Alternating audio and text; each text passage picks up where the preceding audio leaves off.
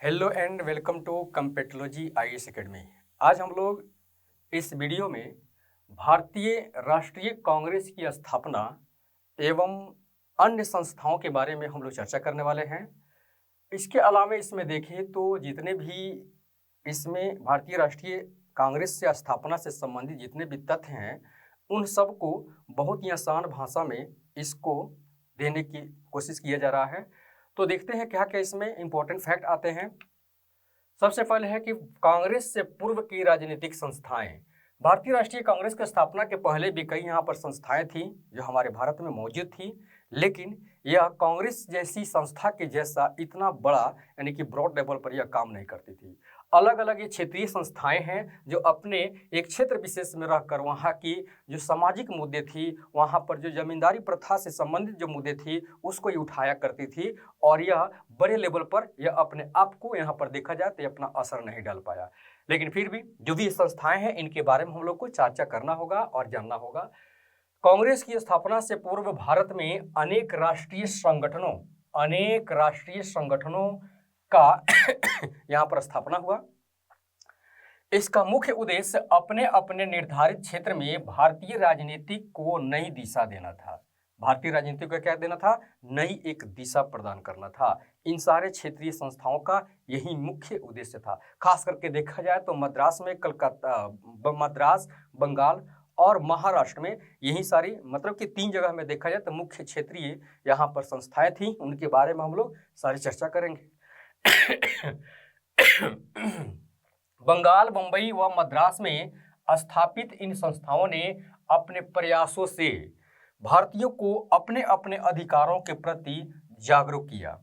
उसके बाद है कि इस प्रकार इन राजनीतिक संस्थाओं ने भी राष्ट्रवाद के विकास में महत्वपूर्ण भूमिका निभाई थी। ठीक है, तो ये सारी बातें यहाँ पर जो है यानी कि राष्ट्रीय संस्थाएं जो आया था क्या किया, ठीक है, और किस तरह का इसका मूल यहाँ पर देखा जाए तो सिद्धांत इसकी क्या होती है। उसके बाद अब हमारा है बंगाल में स्थापित प्रमुख राजनीतिक संस्थाएं निम्नलिखित है। अब जैसे देखा जाए तो पहला है बंग भाषा प्रकाशक सभा। यहाँ पर यह सबसे पहला यह राजनीतिक संस्था है जो बंगाल में स्थापित की गई है और इसका नाम है बंग भाषा प्रकाशक सभा। खास करके देखा जाए तो यह इसकी स्थापना 1836 ईस्वी में किया गया है। राजा राम मोहन के सहयोगियों ने इसकी स्थापना किया था। राजा राम मोहन के सहयोगियों ने यानी कि राजा राम मोहन का इसमें योगदान देखा जाए तो बिल्कुल नहीं है, लेकिन उनके जो सहयोगी हैं उन्होंने इसकी स्थापना किया था। या कहाँ पर किया था? तो बंगाल में किया गया था। यानी कि ये कब किया गया था? 1836 में किया गया था। सबसे पहली बंगाल की यह राजनीतिक संस्था है और यह है बंग भाषा प्रकाशक सभा। अब इसकी क्या मुख्य उद्देश्य होती है?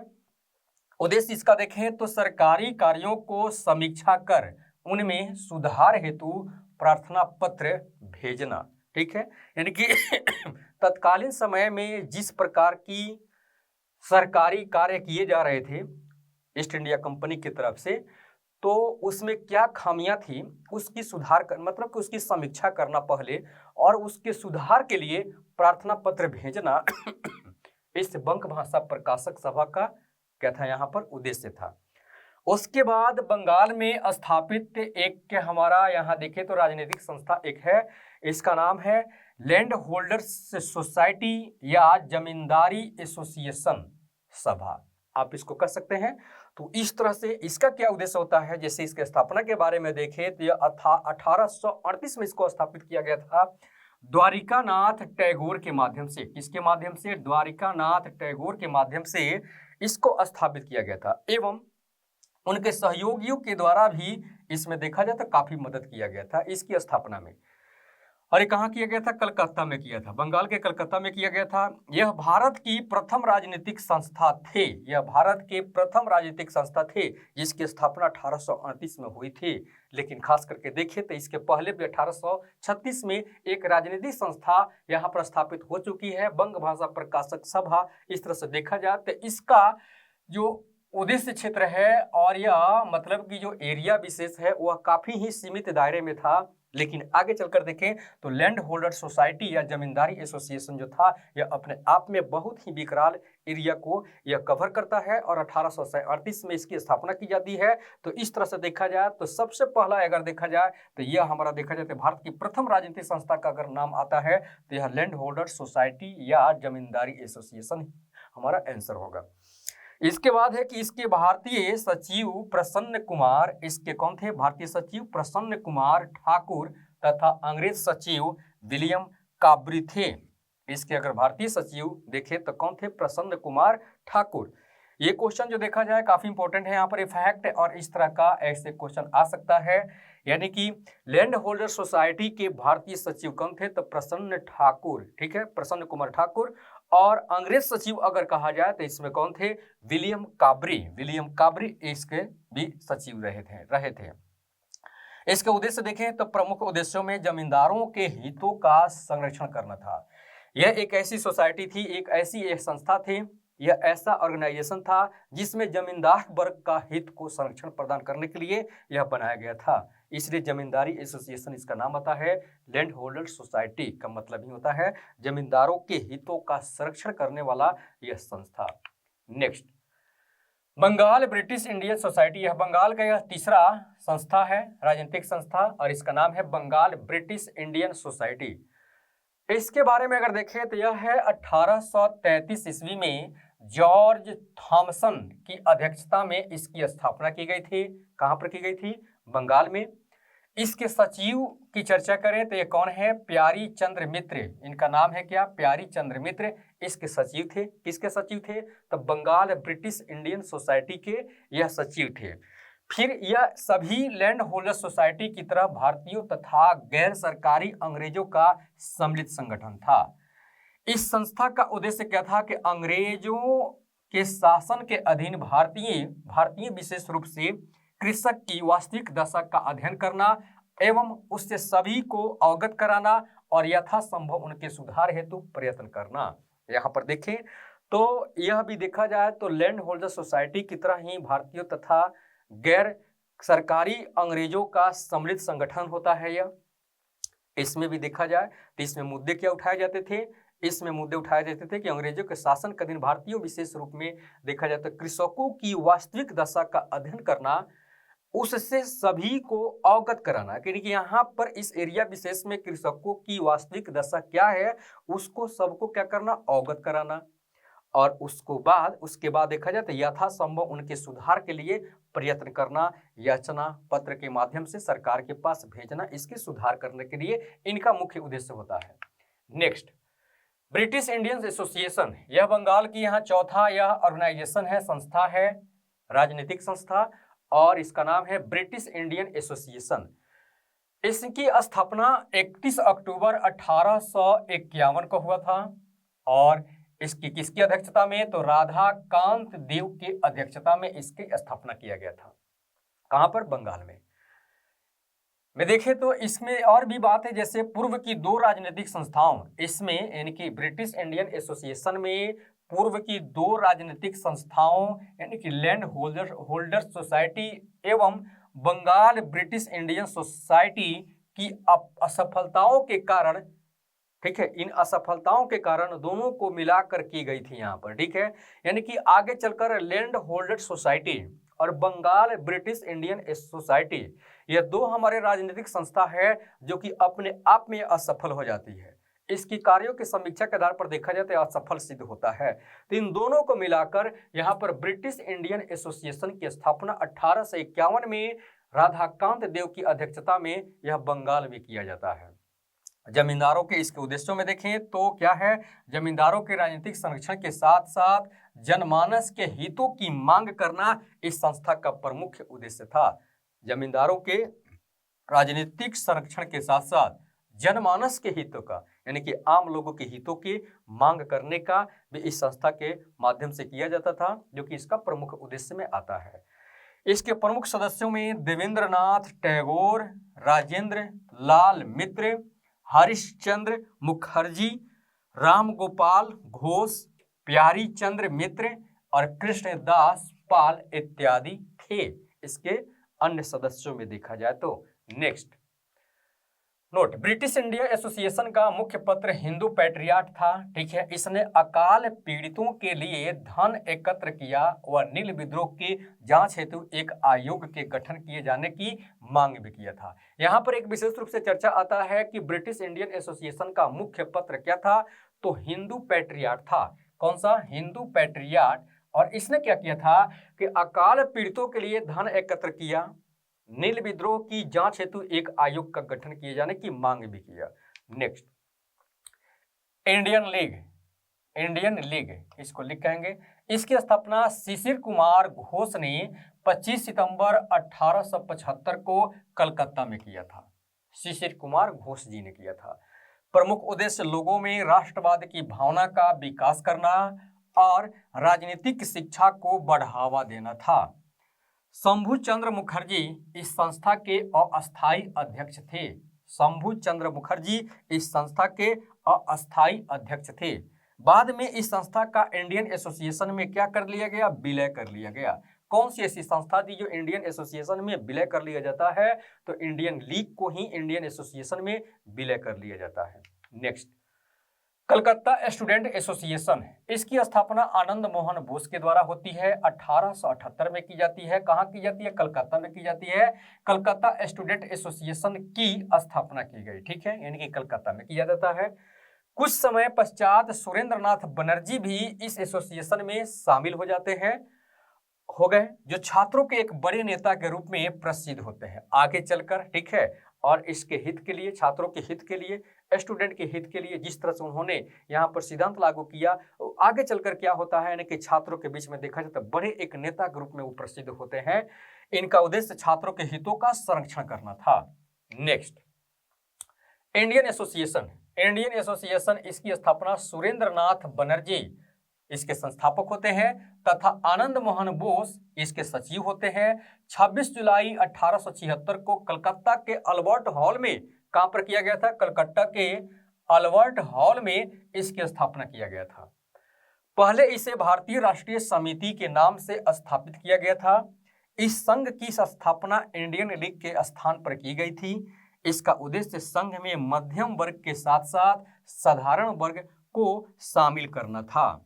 इसलिए इसमें ब्रिटिश इंडियन एसोसिएशन के 30 रुपये वार्षिक चंदे के बदले, ठीक है, उसका स्थान पर क्या किया गया था? 5 रुपया वार्षिक चंदा रखा गया था। 30 रुपये वार्षिक चंदा के स्थान पर 5 रुपया वार्षिक यहाँ पर रखने का यहाँ पर यही उद्देश्य होता है कि इसमें, यानी कि संघ में मध्यम वर्ग के साथ साथ साधारण वर्ग को, यानी कि जनसाधारण वर्ग को भी क्या करना था? इसमें शामिल करना था। तो हर जनसाधारण वर्ग के पास 30 रुपया वार्षिक चंदे के रूप में नहीं हो पाता था, जिसके कारण यहाँ पर दर इसको कम कर दी जाती है, यानी कि 5 रुपया वार्षिक दर यहाँ पर रखा जाता है। इस प्रकार इसमें जमींदारों के स्थान पर मध्यम वर्ग को प्रधानता दी गई थी। खास करके देखें तो इस इंडियन एसोसिएशन का मुख्य विशेषता होता है कि इसमें जमींदारों के स्थान पर मध्यम वर्ग को यहाँ पर प्रधानता दी जाती है इस संस्था के माध्यम से।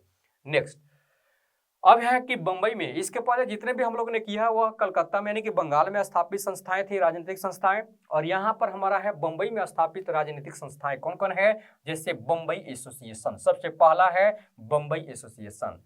यह बंबई की प्रथम राजनीतिक संस्था थी। कौन सी संस्था? राजनीतिक संस्था। इसकी स्थापना दादा भाई नौरोजी द्वारा 26 अगस्त 1852 को कलकत्ता के ब्रिटिश इंडियन एसोसिएशन के तर्ज पर किया गया था। कलकत्ता में ब्रिटिश इंडियन एसोसिएशन की जो एक विशेषता थी, या वह जिसकी जो सिद्धांत थी, उसी के तर्ज पर यहाँ पर बंबई एसोसिएशन की स्थापना की जाती है बंबई में, और दादा भाई नौरोजी के द्वारा। कब की जाती है? 1852 में।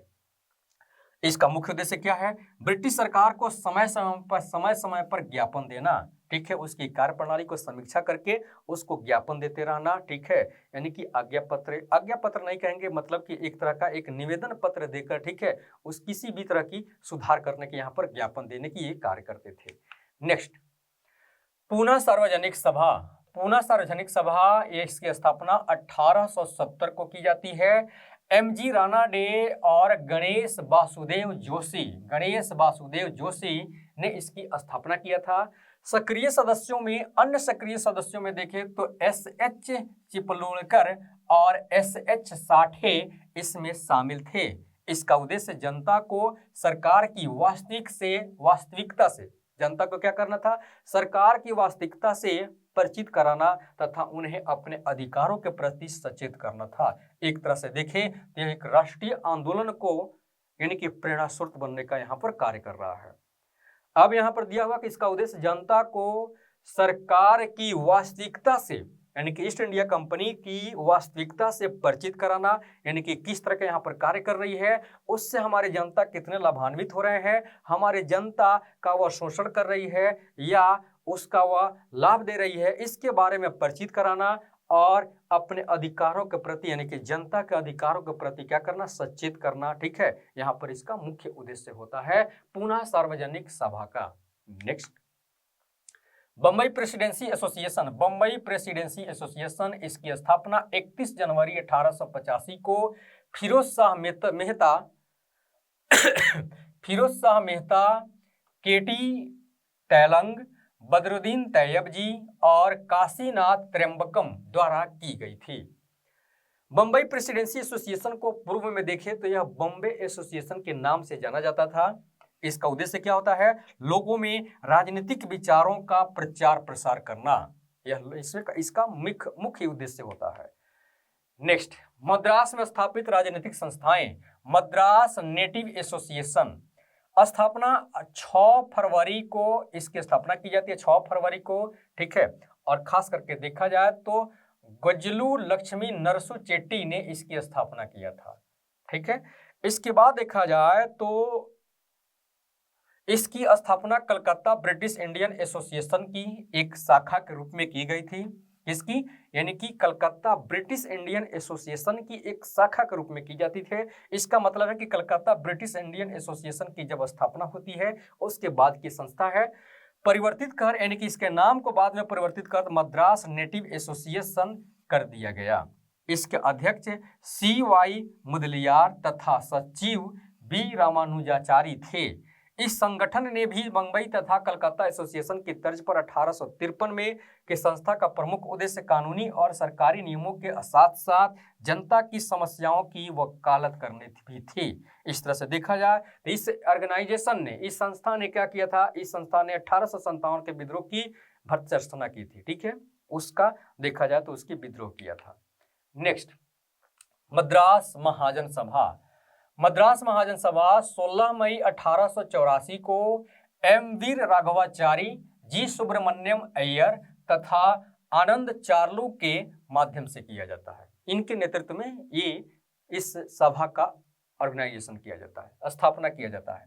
प्रथम सम्मेलन 29 दिसंबर 1884 में, इसमें देखा जाए तो 2 जनवरी 1885 की यह प्रथम सम्मेलन होती है, 29 से 2, और खास करके देखें तो दिसंबर का महीना, मतलब कि 3 दिन 4 दिन के आसपास मद्रास में सम्मेलन होती है। और इसमें निम्न बातों को सिफारिशें की जाती है, जैसे सबसे पहला है कि विधान परिषद में सुधार करना, कार्यपालिका से न्यायपालिका को पृथक करना, खेतिहर समूहों की स्थिति पर विचार करना, स्थानीय संगठनों के कार्यों को समन्वित करना, महाजनों तथा किसानों के मध्य संघर्ष को रोकना। ये सब इसके सिफारिशें थी इस ऑर्गेनाइजेशन के, यानी कि मद्रास महाजन सभा का। ठीक है, इतनी सारी सिफारिशें की थी और इसके मुख्य उद्देश्य बताए गए थे। नेक्स्ट, लंदन में स्थापित राजनीतिक संस्थाएं। हम लोगों ने अभी तक देखें तो बंगाल में राजनीतिक संस्थाओं के बारे में हम लोगों ने सबसे पहले चर्चा किया, फिर मद्रास में जितनी भी राजनीतिक संस्थाएं थी उसके बारे में, फिर बंबई में, उसके बाद हमारे देश से बाहर भी कुछ राजनीतिक संस्थाएं स्थापित किया गया था, जो हमारे भारतीय जो वहाँ पर रह रहे थे रोजगार के खोज में। ठीक है, उन लोगों ने भी वहाँ पर राजनीतिक संस्थाएं को स्थापित किया है, जैसे London Indian committee. London Indian committee यह 1862 में स्थापित की जाती है और इसका संस्थापक में देखा जाए तो किसके नेतृत्व में होती है, तो पुरुषोत्तम मुदलियार जी ने इसकी स्थापना किया था। लंदन में बसे भारतीयों को संगठित कर राष्ट्रहित में आवाज उठाना। लंदन में बसे भारतीयों को संगठित किया गया था इसके माध्यम से, इस कमेटी के माध्यम से, और राष्ट्रहित में आवाज उठाया गया था, यानी कि राष्ट्रहित के लिए आवाज उठाया गया था। लंदन इंडियन सोसाइटी, दूसरा ऑर्गेनाइजेशन हमारा है लंदन इंडियन सोसाइटी। 1865 में दादा भाई नौरोजी के मार्गदर्शन में लंदन में ही इसकी स्थापना की गई थी। WC बनर्जी, मदन मोहन घोष, फिरोज शाह मेहता व बदरुद्दीन तैयबजी इसमें शामिल थे। इसके सदस्यों में देखें तो ये लोग भी इसमें शामिल थे। इस सोसाइटी का गठन भारतीय छात्रों द्वारा राजनीतिक शिकायतों को उठाने के लिए एक मंच के रूप में किया गया था। भारतीय छात्रों द्वारा राजनीतिक शिकायतों को उठाने के लिए इससे लंदन इंडियन सोसाइटी की स्थापना की गई थी। नेक्स्ट हमारा है east Indian association. East Indian association यह स्थापना दादा भाई नौरोजी के द्वारा ही किया जाता है 1 दिसंबर 1866 को, और यह भी कहाँ किया जाता है? लंदन में की गई थी। उद्देश्य इसका क्या होता है? भारतीय विषयों के बारे में ब्रिटिश जनता तथा संसद को अवगत कराना। ब्रिटिश जनता को भी यहाँ पर, ठीक है, यानी कि भारतीय विषयों के बारे में ब्रिटिश जनता को भी जानकारी पहुंचे और वहाँ की जो पार्लियामेंट है उसको भी यहाँ पर इस यहाँ भारतीय क्या कहते हैं विषयों के बारे में जानकारी पहुंचे। इस उद्देश्य से यहाँ पर इसको स्थापित किया गया था। ठीक है, किसके नेतृत्व में? तो दादा भाई नौरोजी के नेतृत्व में। भारत में सर्वाधिक समर्थन बम्बई प्रेसिडेंसी में प्राप्त हुआ था। 1869 में बम्बई में एक शाखा इसके स्थापित की जाती है और इसका अध्यक्ष होते हैं कौन? जमशेद जी भाई। ठीक है, जमशेद जी भाई। ठीक है, इसके मतलब कि इसके एक ब्रांच बनता है कहां पर? बंबई में। ईस्ट इंडियन एसोसिएशन का ब्रांच एक बनाया गया कहां? बंबई में। इसकी शाखा स्थापित की जाती है और इसका अध्यक्ष जमशेद जी भाई थे। नेक्स्ट, भारत में राष्ट्रवाद का उद्भव एवं कांग्रेस की स्थापना। भारत में राष्ट्रवाद का उद्भव और कांग्रेस की स्थापना के बारे में जितने भी डिटेल्स इसमें दिए गए हैं, इस सारे डिटेल्स हम आपको प्रस्तुत करते हैं। जैसे 1800 सबसे पहले देखा जाए तो भारत में राष्ट्रीय कांग्रेस की स्थापना का पृष्ठभूमि कैसे बनती है? क्या जरूरत थी भारत में भारतीय राष्ट्रीय कांग्रेस की स्थापना करने के लिए? इस ऑर्गेनाइजेशन से क्या अंग्रेजों का फायदा हो रहा था या हमारे भारतीयों को फायदा हो रहा था? खास करके देखा जाए तो अंग्रेजों को भी इससे फायदा हो रहा है और भारतीयों का भी फायदा हो रहा है। दो सिद्धांत है यहाँ पर, सेफ्टी बॉल्व का सिद्धांत और त्वरित चालक का सिद्धांत। दोनों सिद्धांत को हम आगे चर्चा करेंगे। ठीक है, तो उसमें देखा जाए तो कुछ यहाँ पर भारतीय समझते थे, ठीक है, कि हमारे हित में हुआ है। अंग्रेज भी समझते थे कि नहीं, भारतीय के हित में न करके, यानी कि उनके भी हित में यहाँ पर देखा जाए तो इस ऑर्गेनाइजेशन को वो अपने हित में भी बताते थे। तो इसका क्या क्या यहाँ पर पृष्ठभूमि तैयार होती है? आप जानते हैं कि 1857 ईस्वी के पश्चात धीरे धीरे भारत में राष्ट्रवादी भावनाओं का विकास हो रहा था। जिस तरह से 1857 के विद्रोह में हिंदू और मुस्लिम नेताओं ने मिलकर अंग्रेजों के खिलाफ विद्रोह किया था, जगह जगह पर प्रदर्शन किया था और अंग्रेजों को ऐसा एहसास दिला दिया था। ठीक है, जैसे एक लॉरेंस का कहना था, लॉरेंस यानी अंग्रेज अधिकारी लॉरेंस का कहना था कि अगर विद्रोहियों में एक भी योग्य नेता होता तो हम लोग को यहाँ से बुरिया बिस्तर बांधना होता पड़ जाता। तो इसका मतलब है कि उस समय अगर इस तरह की ऑर्गेनाइजेशन में बहुत सारे देखा जाए तो मतलब कि 1857 के विद्रोह में बहुत लोगों ने इसमें भाग नहीं लिया। साउथ इंडिया जो है वह ऐसे ही पड़ा ही रह गया, उस वहाँ से कोई भी यहाँ से विद्रोह नहीं होता है खास करके देखा जाए तो ऐसे अगर पूरा इंडिया की तरफ से यहाँ पर विद्रोह किया जाता तो फिर यहाँ पर विद्रोह का नजरिया कुछ और ही होता।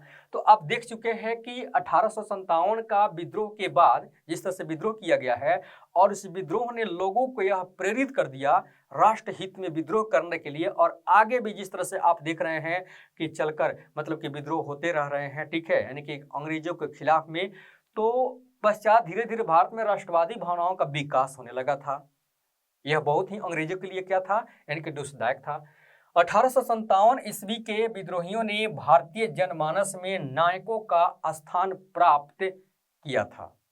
अपने आप को नायक, यानी कि हर अलग अलग क्षेत्रीय मतलब कि विद्रोह में देखा जाए 1857 के विद्रोह में जो अलग अलग क्षेत्र में विद्रोह हुआ है। ठीक है, जैसे जगदीशपुर के नायक कौन थे? तो वहां पर बाबू कुंवर सिंह थे।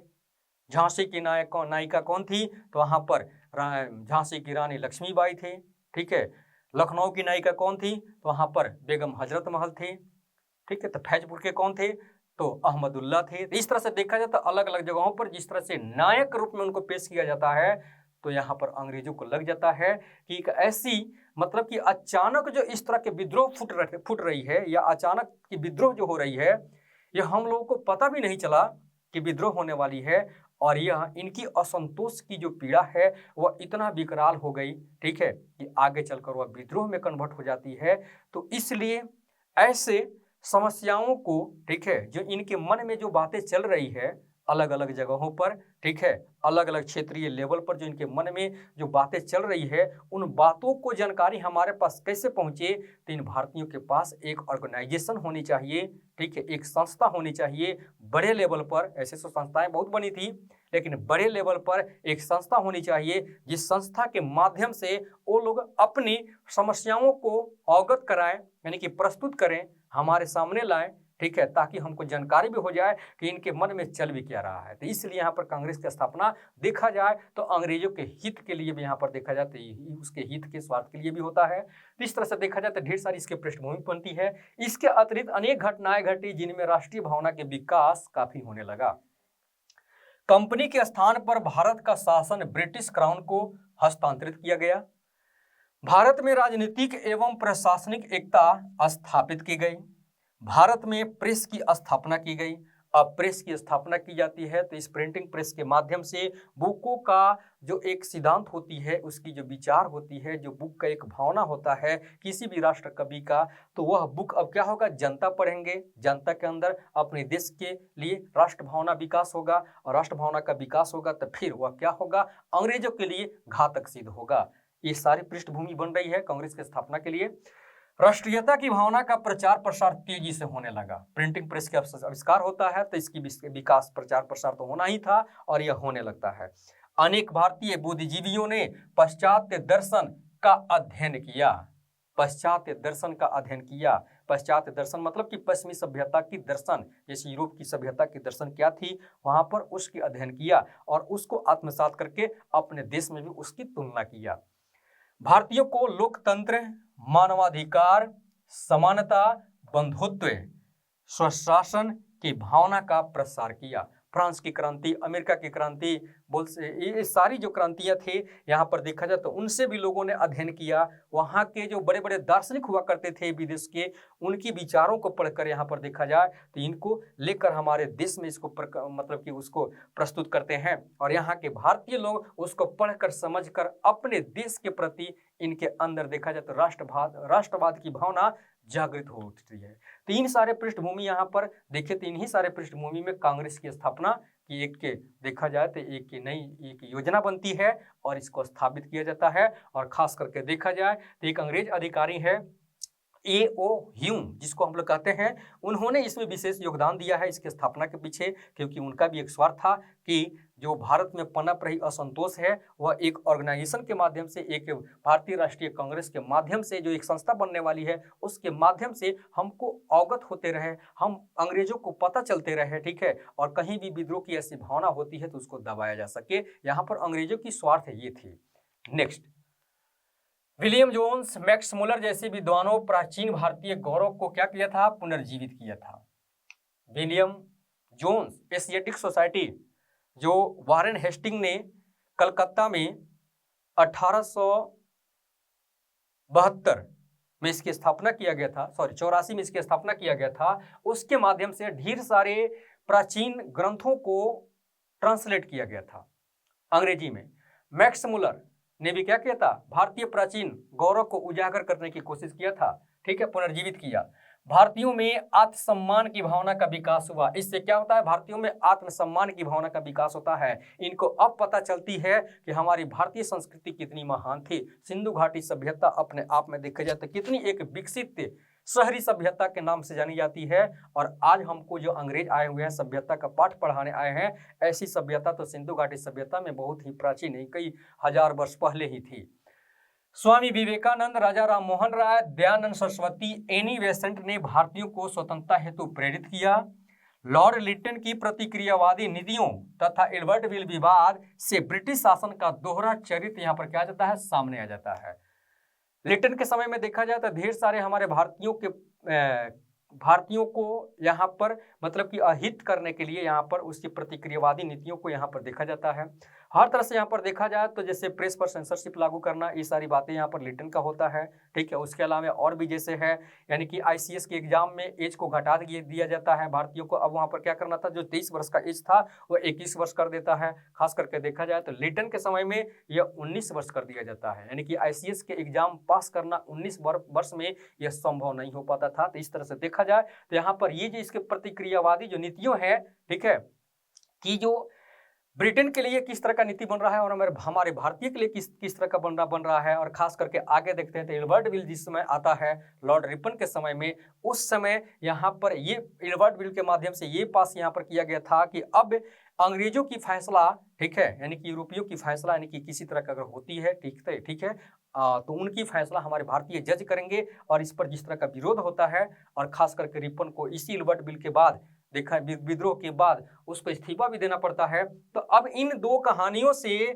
ब्रिटिश सरकार का, यानी कि ब्रिटिश शासन का दोहरा चरित्र सामने आ जाता है, यानी कि इनकी कथनी और करनी यह उजागर हो जाती है, यह कहते क्या है और करते क्या है, ठीक है। अब यहाँ पर भारतीय जग जाते हैं और इस तरह से देखा जाए तो इससे ब्रिटिश शासन विरोधी भावना तेजी से फैलने लगी।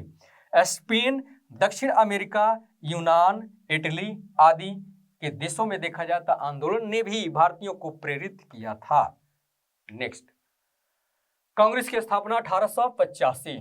कांग्रेस की स्थापना 1885 में होती है। A.O. ह्यूम के बारे में हम लोगों ने अभी चर्चा किया। इसका फुल फॉर्म होता है एलन ऑक्टेवियन ह्यूम के द्वारा इसकी स्थापना किया जाता है। इसका प्रथम अधिवेशन 28 दिसंबर 1885 को बंबई में स्थित ग्वालियर टैंक में, बंबई में स्थित ग्वालियर टैंक में गोकुलदास तेजपाल संस्कृत महाविद्यालय में इसका प्रथम अधिवेशन किया जाता है। खास करके देखें तो इसका अधिवेशन, प्रथम अधिवेशन पूना में होना तय था, लेकिन पूना में हैजा रोग फैलने के कारण, वहाँ पर संक्रमण फैल जाने के कारण, हैजा जैसी संक्रमण फैल जाने के कारण इस प्रस्ताव को त्याग दिया गया और पूना से स्थानांतरित करके बंबई में इस अधिवेशन को कराया गया। 1885 का कांग्रेस अधिवेशन बंबई में होता है, ठीक। गोकुलदास तेजपाल संस्कृत महाविद्यालय। इस समय, जिस समय हमारा ये भारतीय राष्ट्रीय कांग्रेस की स्थापना की जा रही थी, उस समय वायसराय कौन था, तो लॉर्ड डैफरिन था। भारतीय राष्ट्रीय, इसका नाम क्या होता है, भारतीय राष्ट्रीय संघ था, यानी कि खास करके देखा जाए तो इस भारतीय राष्ट्रीय इसका संघ नाम था। लेकिन बाद में देखा जाए तो दादा भाई नौरोजी के सुझाव पर भारतीय राष्ट्रीय कांग्रेस कर दिया गया, ठीक है। ह्यूम ने 1885 से लेकर 1906 ईस्वी तक कांग्रेस के क्या रहे, महासचिव रहे। देखिए आपकी 1885 से लेकर 1906 तक लगभग 20 वर्ष के आसपास तक यह क्या रहा, कांग्रेस के महासचिव बना रहा, क्योंकि इसको पता था कांग्रेस की अगर स्थापना हुई है तो कहीं ना कहीं अंग्रेजों का भी इसमें हित है कि पूरे इंडिया का जो भी असंतोष है वह कांग्रेस के माध्यम से क्या होगा, उजागर होगा।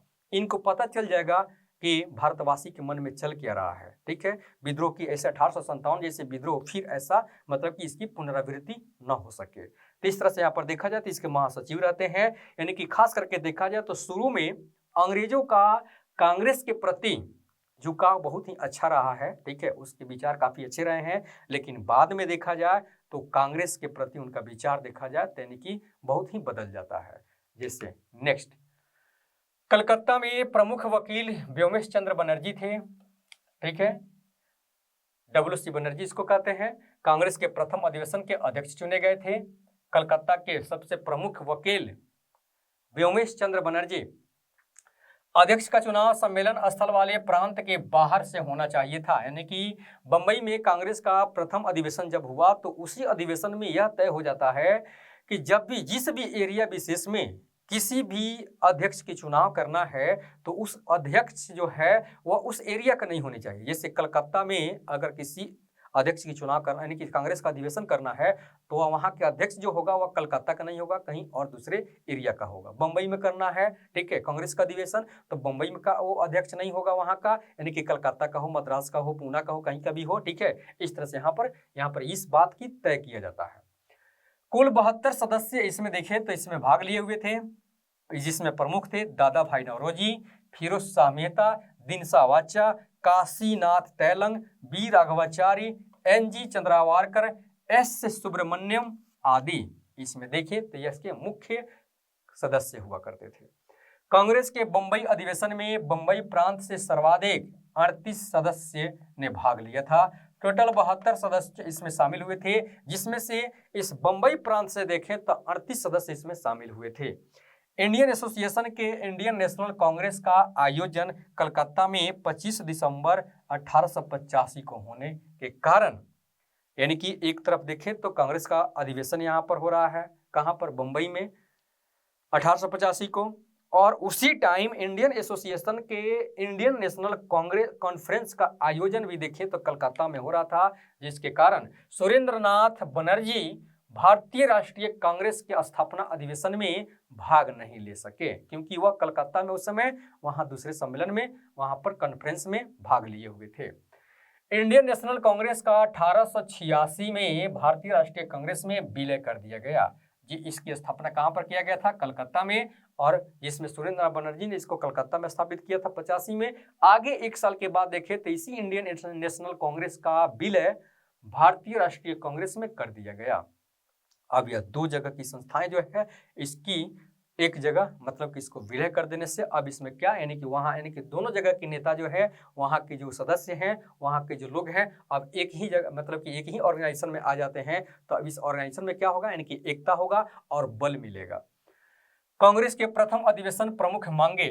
कांग्रेस के प्रथम अधिवेशन में क्या क्या प्रमुख मांगे थी? तो केंद्र तथा प्रांतों में विधान परिषदों का क्या किया जाए? विस्तार किया जाए। फिर है कि उच्च सरकारी नौकरियों में भारतीयों को भी पूर्ण अवसर प्रदान किया जाए।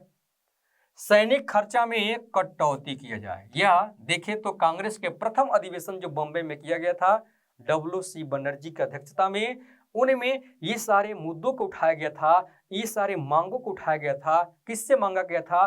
तो ईस्ट इंडिया कंपनी से यह मांग किया गया था भारतीयों के लिए। ये सारी विशेषता यहाँ पर ये है। अब सवाल उठता है कि सेफ्टी बल्ब का सिद्धांत, ठीक है, सुरक्षा बल्ब का सिद्धांत किसने दिया था और क्यों दिया था? सबसे पहले देखें तो इसके जनक कौन है? लाला लाजपत राय हैं। किसके जनक? सेफ्टी बल्ब का सिद्धांत का जनक लाला लाजपत राय हैं। इसके अनुसार डफरिन के निर्देश पर ह्यूम ने कांग्रेस की स्थापना इस उद्देश्य से की थी कि भारतीय जनता में पनपता या बढ़ता असंतोष किसी भी रूप में उग्र रूप धारण न करें और असंतोष की इस ज्वाला को बिना किसी खतरे के कांग्रेस रूपी सुरक्षा बल्ब से सहज ही बाहर निकाला जा सके। कहने का मतलब है यहाँ पर लाला लाजपत राय जी अपना विचार देते हैं कि कांग्रेस की स्थापना तो हो चुकी, लेकिन कांग्रेस का स्थापना में जिस तरह से E.O. ह्यूम ने, एक के अंग्रेज अधिकारी, जिस तरह से मदद किया है, इसके मदद के पीछे देखा जाए तो इसकी अपनी स्वार्थ थी। डफरिन जो उस समय का वायसराय था, उसने E.O. ह्यूम को निर्देश दिया था कि आप एक ऑर्गेनाइजेशन की स्थापना करवाइए भारतीयों से, जो भारतीयों का ही वह ऑर्गेनाइजेशन होगा, वह संस्था होगा। और यह क्यों? इसका उद्देश्य क्या बताता है कि जैसे 1857 जैसी विद्रोह, इसकी बार बार पुनरावृत्ति न हो इस भारत में, ठीक है, तो वैसे विद्रोह की जो एक कहानी होती है, उसकी जो असंतोष की कहानी होती है, वह असंतोष की ज्वाला इस कांग्रेस रूपी संस्था के माध्यम से, ठीक है, वह बाहर आ जाए। इस तरह से यहाँ पर देखा जाए तो बिना किसी खतरे के कांग्रेस रूपी सुरक्षा बल से सहज ही बाहर आ जाए, इस उद्देश्य से इससे कांग्रेस की स्थापना किया गया था, भारतीय राष्ट्रीय कांग्रेस की स्थापना किया गया था, ठीक है। और इसमें ह्यूम का बहुत बड़ा योगदान होता है। तो ये हमारे है सेफ्टी बल्ब का सिद्धांत। क्वेश्चन बार बार आता है कि सेफ्टी बल्ब का सिद्धांत किसने दिया था? तो लाला लाजपत राय ने दिया था, उसी की जनक है। और दूसरा बात आता है कि सेफ्टी बल्ब के सिद्धांत किसके पक्ष में बताया गया था? सेफ्टी बल्ब के सिद्धांत को अगर हम देखें तो किसके पक्ष को यहाँ पर देखा जाए, कि किसके स्वार्थ को यहाँ पर इंगित करता है? तो अंग्रेजों का, ठीक है, इसमें स्वार्थ नहीं था, यानी कि अंग्रेजों के लिए यहाँ पर देखा जाए तो यह सेफ्टी बल्ब के सिद्धांत उसके लिए है। फिर है कि त्वरित चालक का सिद्धांत भी यहाँ पर देखिए तो हमारे भारतीय सेफ्टी बल्ब के सिद्धांत के अलावा वो भी यह अंदाजा लगाते हैं कि त्वरित चालक भी है। जैसे सेफ्टी बल्ब सिद्धांत के प्रति उत्तर में अनेक बुद्धिजीवियों ने कांग्रेस की स्थापना त्वरित चालक के रूप में देखी, जिससे कि राजनीतिक गतिविधियों के कारण कांग्रेस आरंभ में ही अंग्रेजी सरकार के संदेह के पात्र न बन जाए। कहने का मतलब ये है कि जिस तरह से कोई भी ऑर्गेनाइजेशन स्थापित होता था और वह ऑर्गेनाइजेशन अगर अपनी बड़ी बड़ी मांगने लगता था तो उसको कंट्रोल करने के लिए यहाँ पर नियंत्रण अंग्रेज लगाते थे। ईस्ट इंडिया कंपनी उसको नियंत्रित करती थी, नियंत्रित नहीं करने से गैर कानूनी भी घोषित कर देती थी और इस तरह से देखा जाए तो उसको मतलब कि समाप्त भी कर देती थी। वो ऑर्गेनाइजेशन क्या हो जाता था, ऑर्गेनाइजेशन धीरे धीरे समाप्त हो जाता था। तो यहाँ पर भारतीय हमारे इसलिए खुश हैं कि सेफ्टी वॉल्व के सिद्धांत के प्रति उत्तर में उन्होंने कहते हैं कि यह एक त्वरित चालक है। नहीं, कहने का मतलब यह है कि अगर अंग्रेज असंतुष्ट हैं, ठीक है, और उनके माध्यम से इस संस्था को स्थापित किया गया है और किसी भी तरह से अगर असंतुष्ट है तो जो छोटी छोटी हमारी संस्थाएं क्षेत्रीय लेवल की थी उनको जिस तरह से उन्होंने नष्ट कर दिया, ठीक है, उसको समाप्त कर दिया, तो उसके जगह पर यह एक बड़ी संस्था है जो कि देखा जाए तो अंग्रेजों के कुपभाजन से हम लोग इस संस्था के माध्यम से क्या हो जाएंगे, बच जाएंगे। तो इस तरह से यहाँ पर देखिए तो त्वरित चालक का सिद्धांत यहाँ पर भारतीयों के हित में होता है जो कांग्रेस के रूप में देखा गया।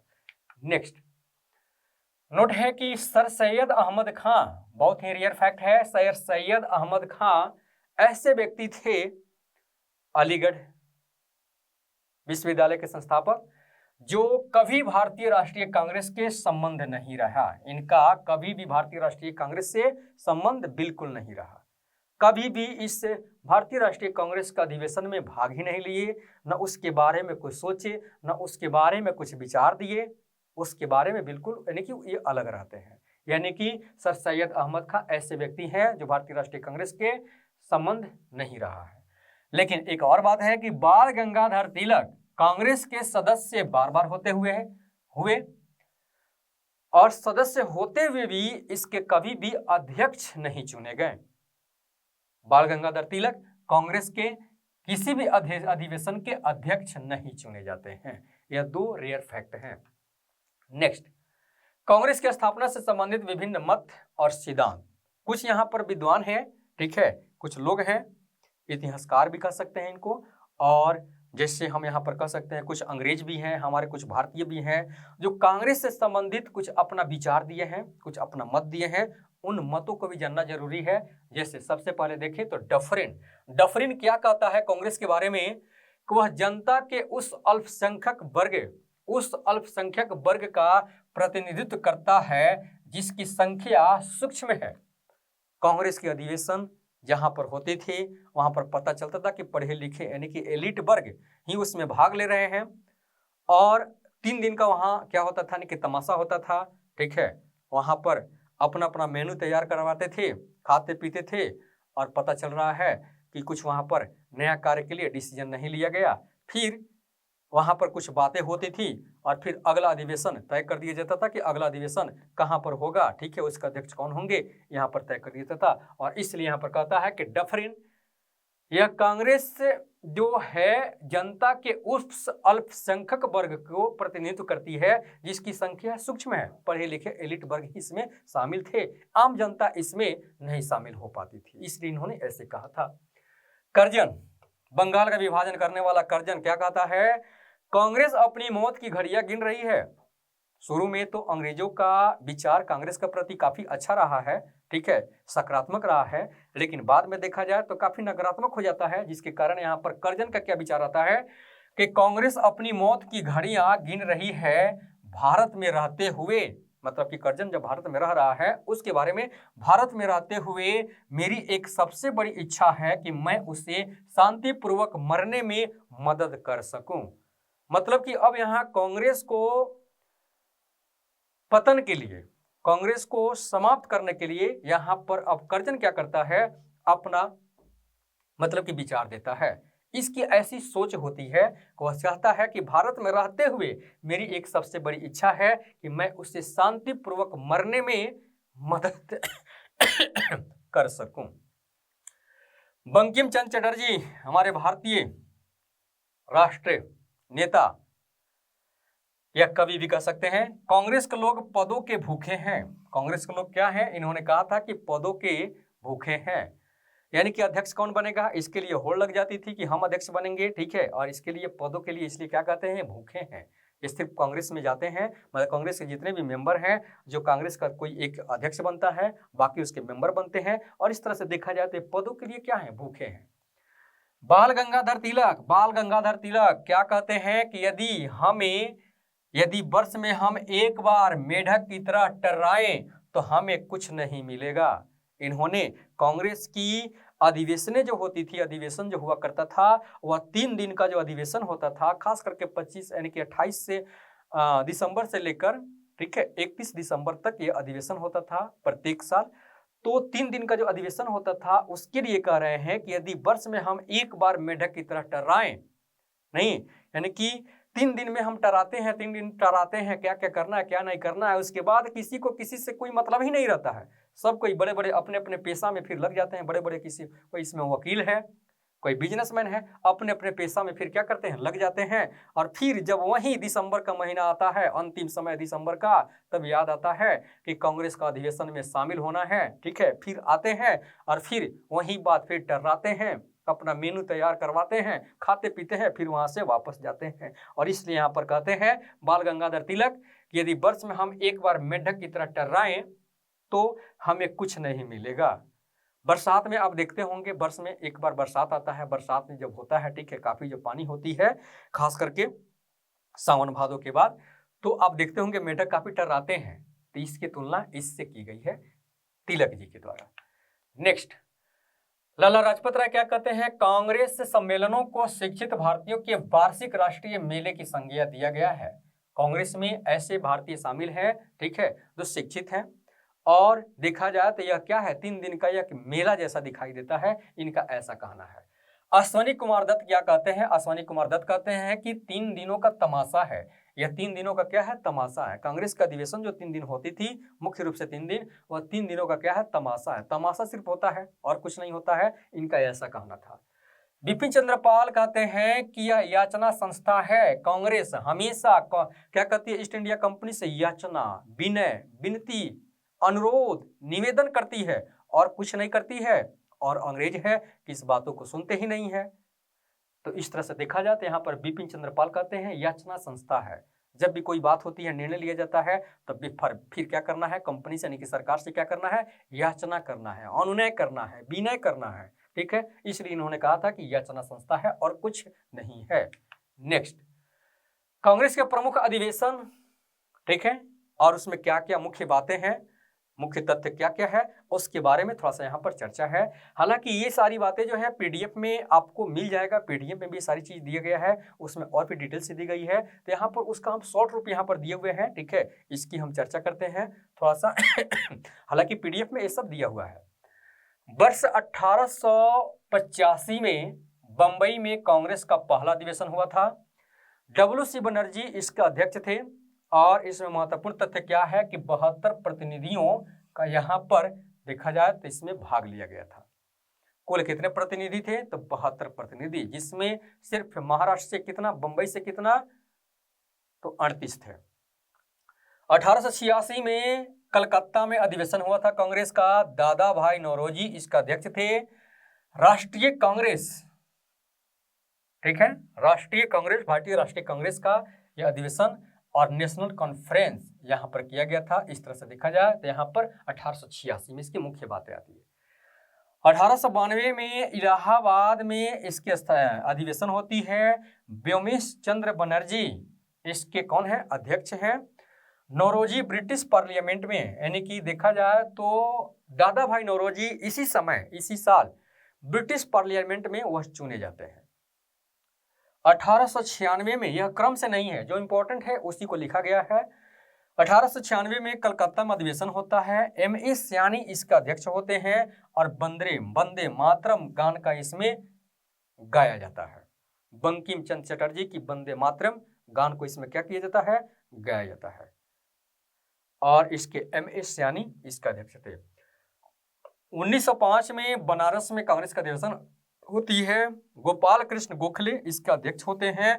बंगाल का विभाजन इस साल, यानी कि इस अधिवेशन के, यानी कि इस साल क्या होता है, बंगाल का विभाजन होता है। बंगाल के विभाजन के मुद्दों पर चर्चा किया जाता है। 1906 में कलकत्ता में इसकी अधिवेशन होती है। दादा भाई नौरोजी फिर इसका अध्यक्ष बनते हैं। स्वराज शब्द का सबसे पहली बार यहाँ पर प्रयोग किया जाता है, किसके माध्यम से? दादा भाई नौरोजी के माध्यम से किया जाता है। किस अधिवेशन में? तो कलकत्ता के 1906 अधिवेशन में स्वराज शब्द का प्रथम बार प्रयोग दादा भाई नौरोजी ने किया था। 1907 में सूरत में रासबिहारी घोष की अध्यक्षता में कांग्रेस में विभाजन हो जाता है। सूरत अधिवेशन खास करके देखा जाए तो इसमें क्या होता है, यानी कि सूरत अधिवेशन कांग्रेस के विभाजन के लिए ही जाना जाता है।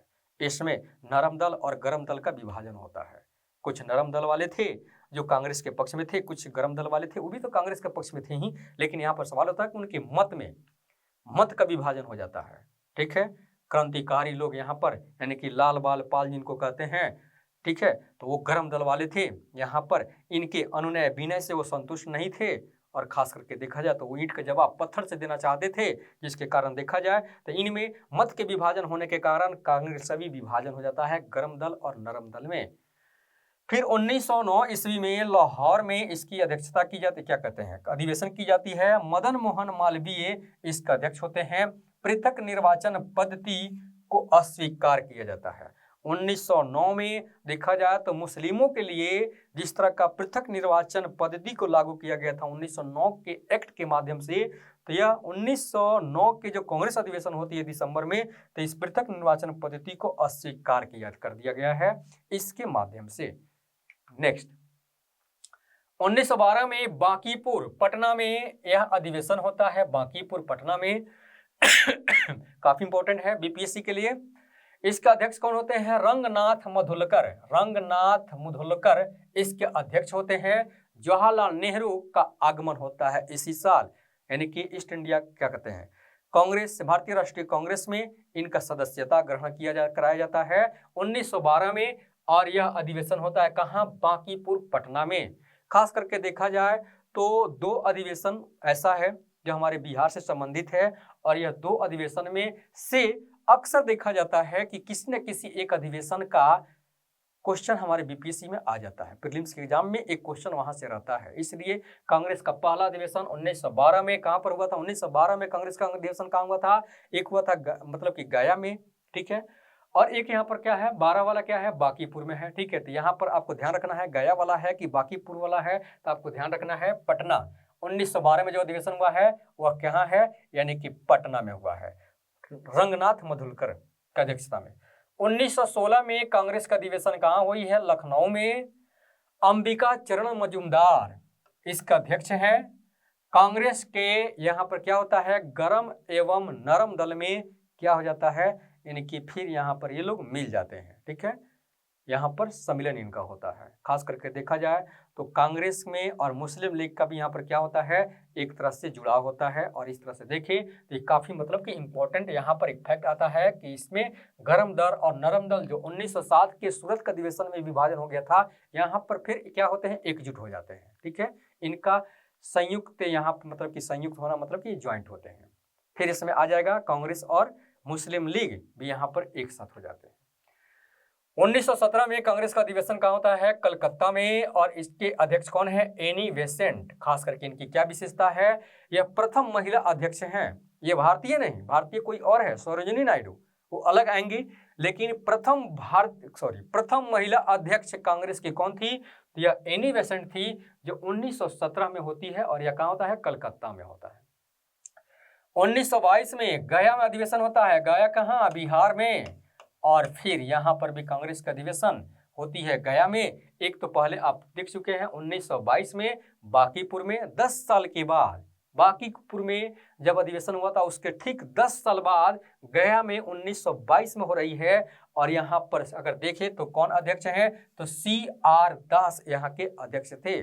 C राजगोपालाचारी इसके अध्यक्ष थे। फिर उसके बाद है इसमें बिहार की उराव जनजातियों ने भाग लिया था।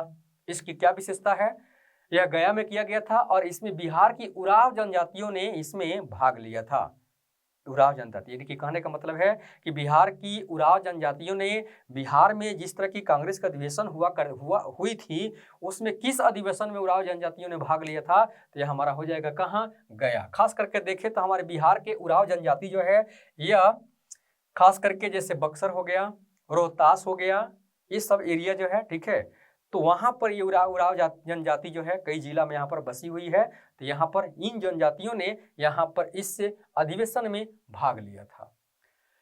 1923 यहाँ पर स्टार लगा हुआ है, इसका मतलब समझना है कि विशेष अधिवेशन है कांग्रेस का, यानी कि दिसंबर में नहीं, यानी कि दिसंबर के पहले ही यह किसी जरूरी काम के लिए यहाँ पर अधिवेशन इसका कराया गया है। 1923 में यह कहाँ पर अधिवेशन हुआ है, दिल्ली में, और इसका अध्यक्ष कौन है, तो अबुल कलाम आजाद हैं। और सबसे कम उम्र वाला व्यक्ति, ऐसे युवा अध्यक्ष, क्वेश्चन आता है कि युवा अध्यक्ष कांग्रेस के सबसे कम उम्र का व्यक्ति कौन था, यानी कि देखा जाए तो अबुल कलाम आजाद थे।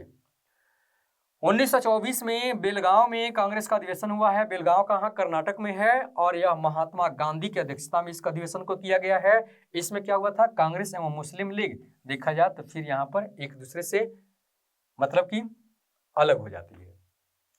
1925 में कानपुर में इसकी अध्यक्षता की जाती है, अधिवेशन की जाती है, और सरोजिनी नायडू की अध्यक्षता में यह संपन्न होता है।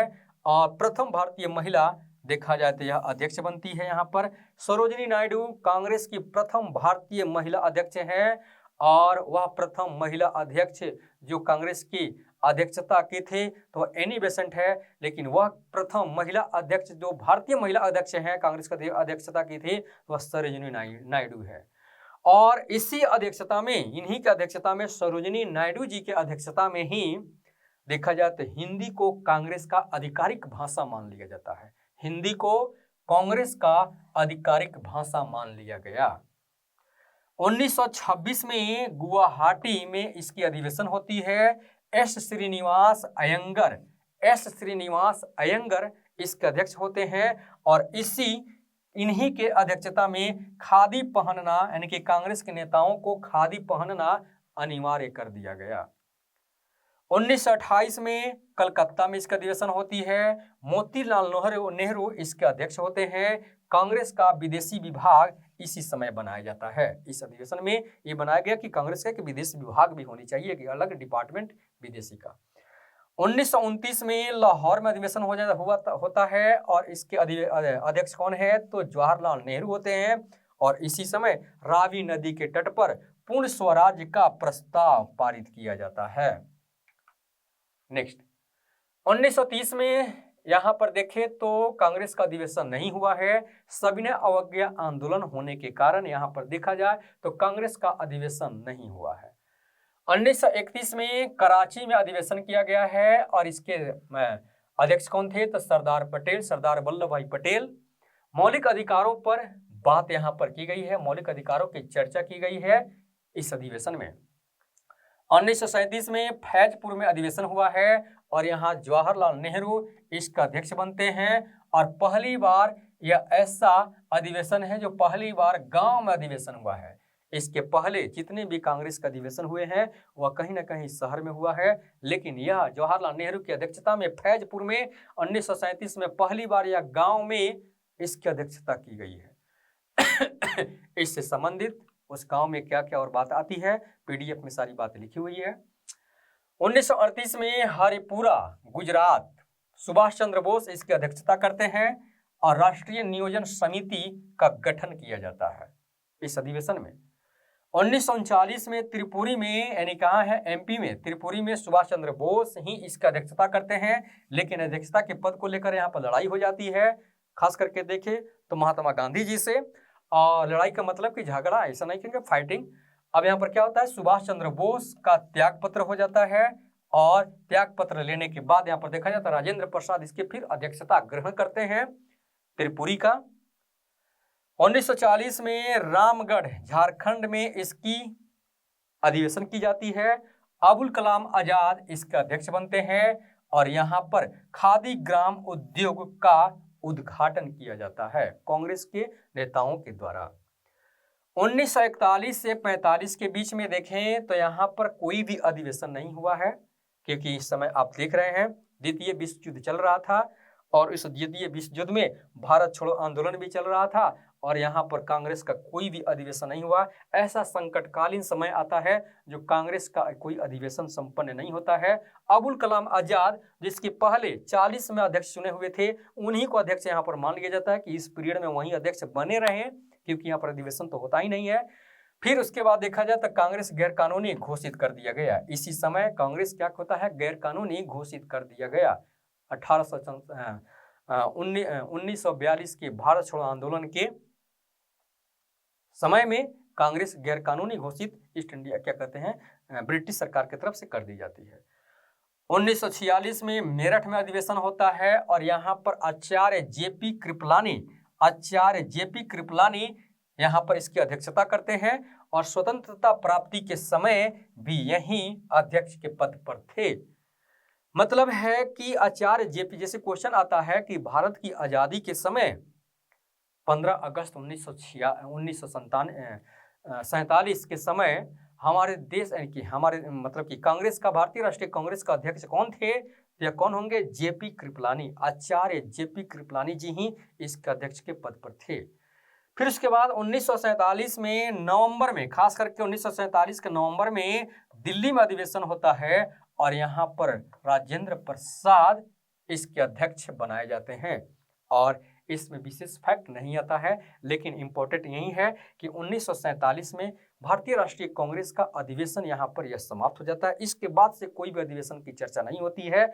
अंतिम अधिवेशन और उसके अंतिम अध्यक्ष कौन होते हैं, राजेंद्र प्रसाद होते हैं। ये भी 47 में, और आचार्य जेपी कृपलानी 46 से लेकर 47 तक है और यह 47 में ये भी क्या करते हैं, राजेंद्र प्रसाद बनते हैं। लेकिन हमने यहाँ पर नवंबर डाला कि नवंबर महीने से बनते हैं, इसलिए यानी कि हमारे देश की आज़ादी के समय राजेंद्र प्रसाद कांग्रेस का अध्यक्ष नहीं थे। कौन थे, तो आचार्य जेपी कृपलानी थे। यानी कि राजेंद्र प्रसाद यानी कि कांग्रेस का अध्यक्ष कब बनते हैं, तो ये नवंबर 1947 से बनते हैं। तो इस तरह से कांग्रेस के जितने भी मुख्य अधिवेशन थी, उनकी मुख्य जो बातें थी, वो सारी यहाँ पर आपको डिटेल दिया गया। नेक्स्ट, भारत में कम्युनिस्ट पार्टी की स्थापना। भारत में कम्युनिस्ट पार्टी की स्थापना कैसे होती है, या कम्युनिस्ट पार्टी का क्या उद्देश्य होता है, इनके बारे में थोड़ा सा हम लोग चर्चा करते हैं। भारत में कम्युनिस्ट पार्टी की स्थापना के कई कारण हैं। सबसे पहला कारण आता है कि भारत में आधुनिक उद्योगों के विकास हो रहा था। साम्यवादी दल भी कहते हैं कम्युनिस्ट पार्टी को। पहला है कि भारत में आधुनिक उद्योगों का विकास हो रहा था, ठीक है। 2 विश्व युद्धों के मध्यकाल में भयंकर आर्थिक मंदी हुई थी। फिर इसके बाद आप देख रहे हैं कि 1939 का आर्थिक मंदी बहुत अपने आप में विकराल मंदी थी, ये भी एक समस्या थी। रूस में बोल्शेविक क्रांति के परिणाम स्वरूप भी देखा जाए तो इस भारत में कम्युनिस्ट पार्टी की स्थापना की गई थी। कम्युनिस्ट पार्टी की स्थापना खास करके देखें साम्यवादी दल का, तो खास करके इनका ज्यादा झुकाव होता है किधर, मजदूर वर्ग के संघों की तरफ होता है, मजदूर वर्ग के लोगों की तरफ होता है, निम्न तबके के वर्ग के लोगों के हित के लिए होता है। और ये हमारी पृष्ठभूमि तैयार होता है जिसके परिणाम स्वरूप भारत में कम्युनिस्ट पार्टी की स्थापना की जाती है। मानवेंद्रनाथ राय, नरेंद्रनाथ भट्टाचार्य भी कहते हैं, इनको हम MN राय भी कहते हैं, ने सोवियत संघ की यात्रा किया था। इन्होंने अक्टूबर 1920 में मानवेंद्रनाथ ताशकंद में इस पार्टी की स्थापना करते हैं।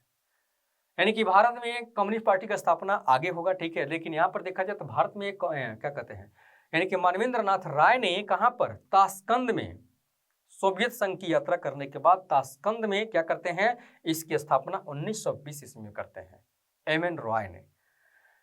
राजा महेंद्र प्रताप के नेतृत्व में पहला प्रतिनिधि मंडल लेनिन से मिला। लेनिन से इस प्रतिनिधि मंडल को वर्ग संघर्ष की प्रेरणा मिली। यानी कि इस कम्युनिस्ट पार्टी के सदस्यों में देखें तो राजा महेंद्र प्रताप जी क्या करते हैं, इनके एक टीम होती है, इनके एक दल होता है, और लेकिन जिसका नेतृत्व यही होते हैं, महेंद्र प्रताप होते हैं। और यह पहली बार प्रतिनिधि मंडल जब इनका जाता है तो लेनिन से मिलता है, ठीक है, और लेनिन से मिलने के बाद उनसे कुछ शिक्षा ग्रहण करते हैं, और उस शिक्षा क्या होती है, वर्ग संघर्ष की प्रेरणा। उनसे क्या मिलती है, वर्ग संघर्ष की प्रेरणा मिलती है, ठीक है।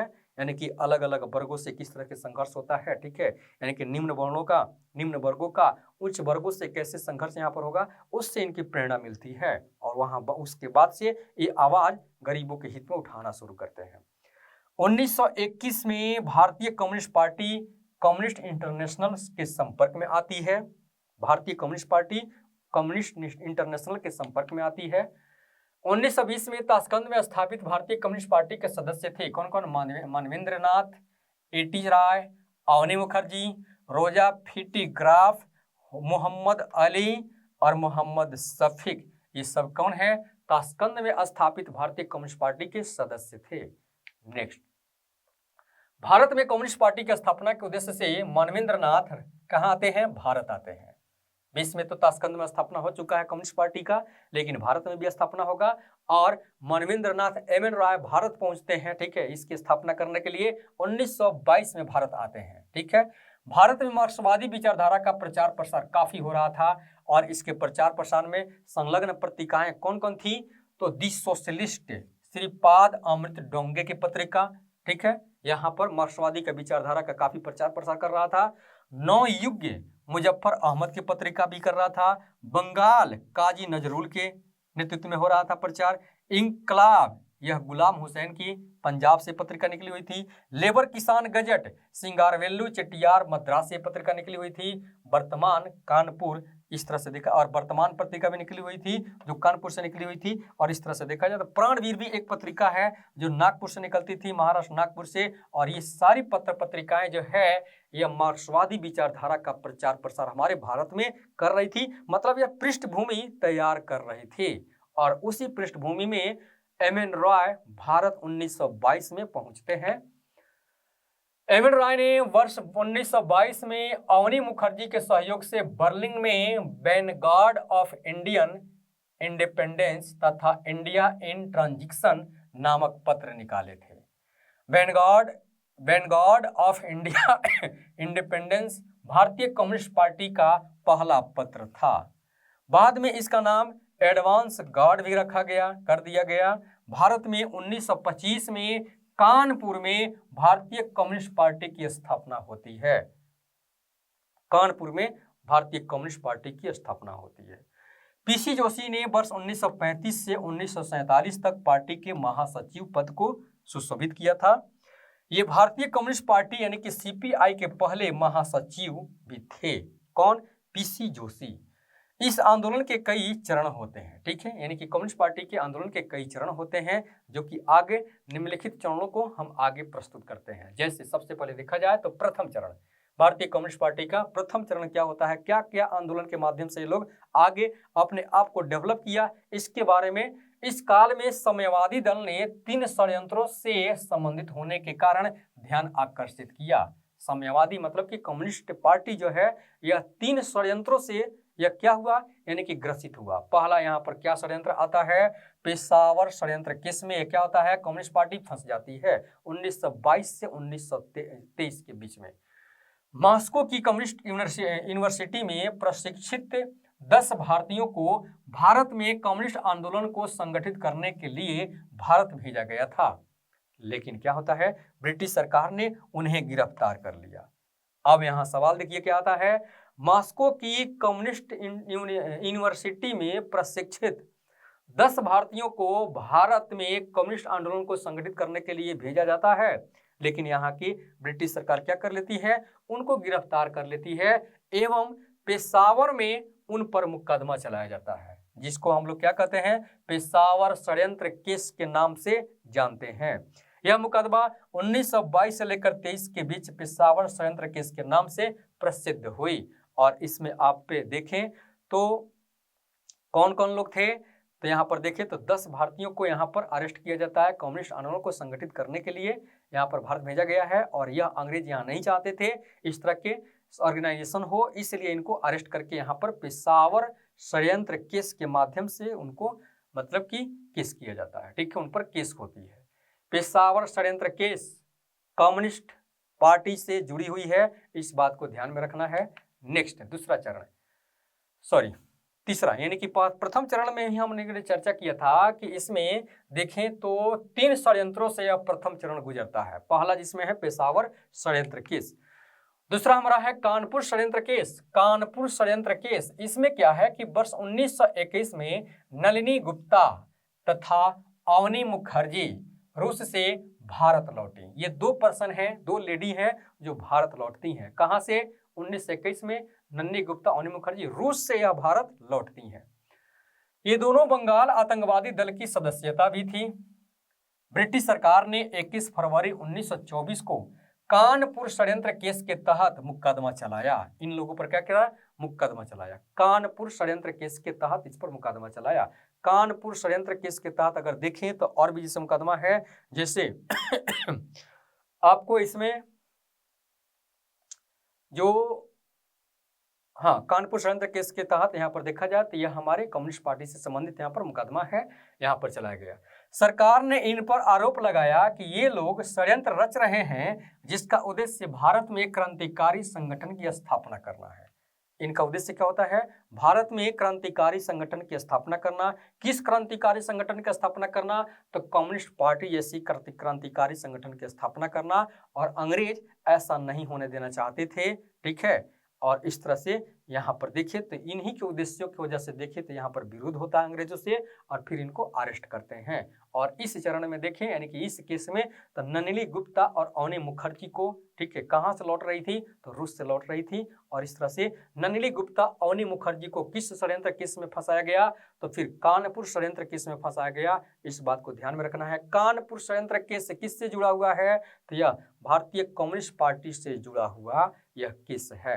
नेक्स्ट, कानपुर षड्यंत्र केस के अंतर्गत साम्यवादी नेता कौन कौन थे? मानवेंद्र राय, सिंगारवेलु चेटियार, मुजफ्फर अहमद, श्रीपाद अमृत डोंगे, गुलाम हुसैन, रामचरण लाल शर्मा आदि पर मुकदमा चलाया गया था।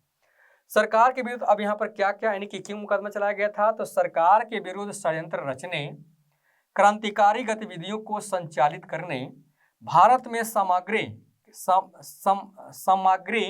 की सत्ता को साम्राज्ञी की सत्ता को उखाड़ फेंकने के इत्यादि का आरोप। कहने का मतलब है कि जब भी क्रांतिकारी गतिविधियां होती है तो यह खास करके देखा जाए तो ईंट के जवाब पत्थर से देते थे। यह कांग्रेस के सदस्यों के जैसा या नरम दल के सदस्यों के जैसा यहाँ पर अनुनय, विनय, आग्रह, निवेदन ये सब नहीं करते थे। यह ईंट के जवाब पत्थर से देते थे। हमेशा हथियार में बल रखते थे और इस तरह से मुंह तोड़ जवाब देते थे। इसलिए देखा जाए तो यहाँ पर गतिरोध होता है अंग्रेजों से और ब्रिटिश से कंपनी जो है यहाँ पर इनको उखाड़ फेंकने की चेष्टा करती है। खास करके दिक्कत इन सारे यानी कि यहाँ पर ये सारे मुद्दे लाए जाते हैं, इस वजह से इनको इस कानपुर के षड्यंत्र केस में इनको फंसाया जाता है। नेक्स्ट, मेरठ षड्यंत्र केस। तीसरा केस है मेरठ षड्यंत्र केस। 1939 से 33 ईस्वी तक कम्युनिस्टों के बढ़ते प्रभाव को रोकने के लिए ब्रिटिश सरकार ने वर्ष 1928 से लेकर 29 में जन सुरक्षा कानून, पब्लिक सेफ्टी बिल जिसको कहते हैं, हिटले कमीशन, ट्रेड डिस्प्यूट बिल तथा मेरठ षड्यंत्र केस का सहारा लिया। ठीक है, इसमें अभियुक्तों को फंसाने के लिए 1929 में मेरठ षड्यंत्र केस में कुल 32 लोगों पर मुकदमा चलाया गया, जिनमें से 3 अंग्रेज भी थे। वह अंग्रेज कौन थे? तो फिलिप स्प्रेट, बेन ब्रेडल तथा लेस्टर हचिंसन भी इसमें शामिल थे। यह मुकदमा 3.5 वर्षों तक चला। कौन सा मुकदमा? मेरठ षड्यंत्र केस। यह 3.5 वर्षों तक यह मुकदमा चलता है। ठीक है, कानपुर षड्यंत्र केस, मेरठ षड्यंत्र केस, यह यहाँ पर देखा जाए ये 3 प्रकार के यहाँ पर षड्यंत्र हैं जो भारतीय कम्युनिस्ट पार्टी से संबंधित है और उन पर यह मुकदमा चला। नेक्स्ट, दूसरा चरण आता है भारतीय कम्युनिस्ट पार्टी का दूसरा चरण। इस काल में साम्यवादी आंदोलन को संगठन और विचारधारा संबंधी प्रश्नों के कारण बहुत हानि उठानी पड़ी। 1928 के साम्यवादी अंतर्राष्ट्रीय संगठन के संकेत प्राप्त कर उन्होंने भारतीय कांग्रेस के वामपंथी और दक्षिणपंथी अंगों पर प्रहार करना प्रारंभ कर दिया था। यही वह समय था जब कांग्रेस ने साइमन आयोग का बहिष्कार किया था। ठीक है, कांग्रेस ने क्या किया था? साइमन आयोग का बहिष्कार किया था। पूर्ण स्वराज का प्रस्ताव पारित किया गया था एवं द्वितीय सविनय अवज्ञा आंदोलन भी शुरू किया गया था। नेक्स्ट, तीसरा चरण। वर्ष 1935 में साम्यवादी अंतर्राष्ट्रीय सम्मेलन आयोजित हुआ। साम्यवादी अंतर्राष्ट्रीय सम्मेलन आयोजित हुआ। इसमें निर्देशन प्राप्त कर वर्ष 1936 में आरपी दत्त और ब्रेन बेडले ने भारत में साम्राज्यवाद विरोधी जनता का मोर्चा नाम से निबंध प्रकाशित किया। वह निबंध का नाम क्या है? तो भारत में साम्राज्यवाद विरोधी जनता का मोर्चा, यह एक प्रकार का निबंध का हेडलाइन है और इस नाम से इन्होंने एक निबंध प्रकाशित किया। कौन प्रकाशित किए? आरपी दत्त और ब्रेन बेडले ने इसको प्रकाशित करने वाले व्यक्ति होते हैं। इन्होंने साम्यवादियों को सुझाव दिया कि वे भारतीय राष्ट्रीय कांग्रेस में सम्मिलित हो जाएं। ठीक है, क्योंकि ये लोग बार बार किसी न किसी षड्यंत्र के तहत शिकार हो रहे हैं। तो यहाँ पर ये लोग राय देते हैं कि अब इसकी जो भारतीय कम्युनिस्ट पार्टी के जो सदस्य हैं वह भारतीय राष्ट्रीय कांग्रेस में कहीं ना कहीं सम्मिलित हो जाएं। इससे क्या होगा, यानी कि ये षड्यंत्र के शिकार नहीं होंगे। इनके माध्यम से वे कांग्रेस समाजवादी दल को सुदृढ़ बनाएं और जो प्रतिक्रियावादी दक्षिणपंथी लोग हैं उन्हें कांग्रेस से निकाल बाहर करें। इस तरह का सिद्धांत देखा जाए तो हमारे तीसरे चरण में आती है, जो काफी ही सराहनीय कहा जाएगा। ठीक है, यानी कि जिस तरह से भारतीय कम्युनिस्ट पार्टी एक डूबते डूबते बच रही है, उसमें देखा जाए तो ये सारे सिद्धांतों को फिर इन्होंने उसको संभालने की कोशिश किया। नेक्स्ट, चौथा चरण। द्वितीय विश्व युद्ध के आरंभ में साम्यवादियों ने साम्राज्य के विरोध संयुक्त मोर्चा नीति का अनुसरण किया, अर्थात अंग्रेजों के साथ सहयोग न करने की नीति अपनाई। इस अवसर पर प्रयोग भारत की स्वतंत्रता प्राप्त करने के लिए किया गया था। इसका प्रयोग कहां पर किया गया था? भारत की स्वतंत्रता प्राप्त करने के उद्देश्य से किया गया था। भारत सरकार ने भी इसे तुरंत वैध संस्था घोषित कर दिया। जब अगस्त 1942 में कांग्रेस ने भारत छोड़ो आंदोलन का नारा दिया तो साम्यवादियों ने इस आंदोलन को अंतर्ध्वस्त करने के लिए अंग्रेजों की ओर से भेदियों की भूमिका निभाई। किसने? साम्यवादियों ने। खास करके देखा जाए, ये क्वेश्चन आता है कि साम्यवादियों ने किस आंदोलन के माध्यम से यानी कि उस आंदोलन को अंग्रेजों के पक्ष में देखा जाए तो यानी कि भेदिये का काम करता है। ठीक है, यानी कि इस आंदोलन को अंतर्ध्वस्त करने के लिए अंग्रेजों की ओर से एक भेदिये की भूमिका निभाई। नेक्स्ट, पांचवा चरण में 1946 में इन्होंने भारतीय साम्यवादियों ने यानी कि भारतीय कम्युनिस्ट पार्टी ने मंत्रिमंडलीय शिष्टमंडल के सम्मुख एक प्रस्ताव रखा कि भारत को 17 पृथक प्रभुसत्तापूर्ण राज्यों में बांट दिया जाए। सोचिए, 17 पृथक प्रभुसत्तापूर्ण राज्यों में बांट देने की बात यहाँ पर साम्यवादी करते हैं, जैसे कि बाल्कन में या रूसी समाजवादी सोवियत संघ में हुआ था। 1946 में हुए नौसैनिक विद्रोह का साम्यवादियों ने क्या किया था? समर्थन किया था। तो ये हमारा हो गया 5 चरण साम्यवादियों का यानी कि कम्युनिस्ट का, और इस तरह के कम्युनिस्ट पार्टी का विकास हमारे भारत में कैसे होते हैं, क्या क्या उसके स्टेप बाय स्टेप जो होता है कथनी यानी कि घटना होती है, ये सारे चीज को हम लोगों ने 5वें चरण के तहत हम लोगों ने पूरा किया। नेक्स्ट, कांग्रेस समाजवादी दल। वर्ष 1934 में कांग्रेस के बहुत बड़े भाग ने कांग्रेस के अंदर समाजवादी विचारधारा का प्रचार प्रसार करने के लिए एक पृथक दल के गठन पर बल दिया। ठीक है, यानी कि कांग्रेस के अंदर ही, ये अलग कोई संस्था यहाँ पर नहीं बना हुआ था। 1934 में देखा जाए तो कांग्रेस समाजवादी दल की गठन जो होती है वह कांग्रेस के अंदर ही होती है। इसी उद्देश्य से जयप्रकाश नारायण, आचार्य नरेंद्र देव, अच्युत पटवर्धन तथा मीनू मसानी ने मिलकर वर्ष 1934 में कांग्रेस समाजवादी दल की स्थापना किया। कांग्रेस समाजवादी दल की स्थापना किया। कब किया गया? 1934 में। इसमें स्थापना यानी कि संस्थापक सदस्यों में कौन कौन है? जयप्रकाश नारायण, आचार्य नरेंद्र देव, अच्युत पटवर्धन, मीनू मसानी। ध्यान रखना है, इससे क्वेश्चन आता है, बार बार क्वेश्चन इससे बनते हैं, बहुत इंपॉर्टेंट है। कम्युनिस्ट इंटरनेशनल क्या कहते हैं, भारतीय कम्युनिस्ट पार्टी और यह कांग्रेस समाजवादी दल, यह बहुत ऐसा इंपॉर्टेंट चैप्टर है कि जो बीपीएससी में बार बार यहाँ से क्वेश्चन आते हैं। हर एक फैक्ट को बहुत अच्छा से आपको जानने की जरूरत है। इसके अन्य सदस्य थे, कौन कौन थे? अशोक मेहता थे, डॉक्टर राम मनोहर लोहिया थे, कमला देवी चट्टोपाध्याय, गंगा शरण सिंह, यूसुफ मेहराले इत्यादि इसके अन्य सदस्य भी थे। लेकिन संस्थापक सदस्यों में देखें जयप्रकाश नारायण, आचार्य नरेंद्र देव, अच्युत पटवर्धन और मीनू मसानी थे।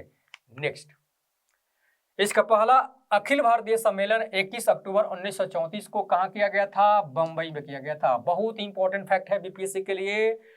कि कांग्रेस समाजवादी पार्टी का पहला अधिवेशन कहाँ किया गया था, तो बंबई में किया गया था। या कब किया गया था, तो 1934 में किया गया था। कभी पूछ देता है कि इसका अध्यक्ष कौन थे, तो अध्यक्ष कौन थे, तो आचार्य नरेंद्र देव थे। आचार्य नरेंद्र देव थे, संस्थापक सदस्यों में इनका नाम आता है।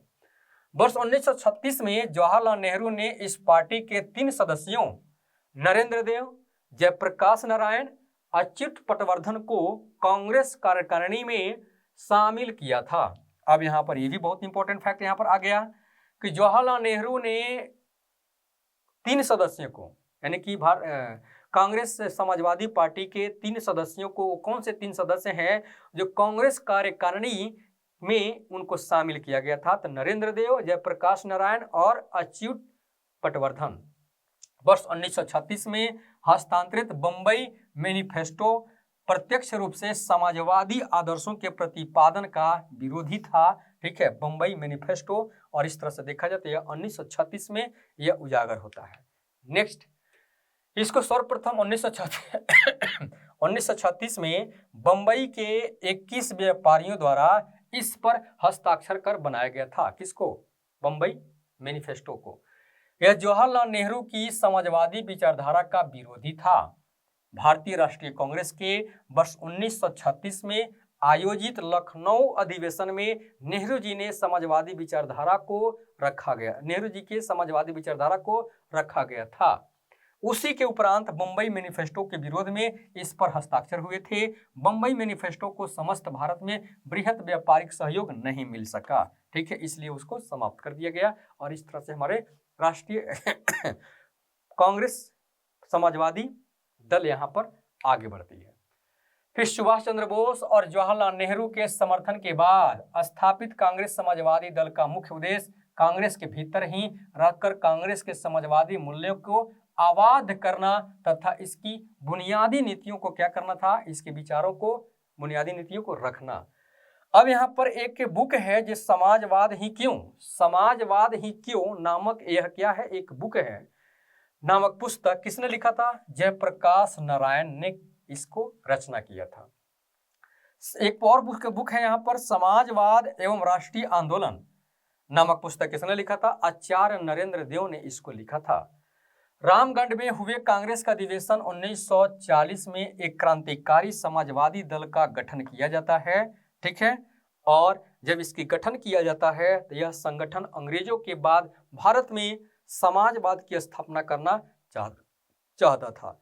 मतलब कि यहाँ पर जिस तरह की यहाँ पर रामगढ़ में अधिवेशन होता है तो क्रांतिकारी समाजवादी दल का जो गठन किया गया, और यह क्रांतिकारी समाजवादी दल का जो गठन किया जाता है, यह क्या सोचता है कि जब अंग्रेज यहाँ से चले जाएंगे, ठीक है, तो उसके बाद हम क्या करेंगे, समाजवाद की स्थापना हम भारत में करेंगे। और यह बात यहाँ पर कहाँ पर होती है? रामगढ़ के कांग्रेस का अधिवेशन 1940 में, जिसके अध्यक्ष अबुल कलाम आजाद थे। इस तरह से यह हमारा टॉपिक समाप्त होता है। धन्यवाद।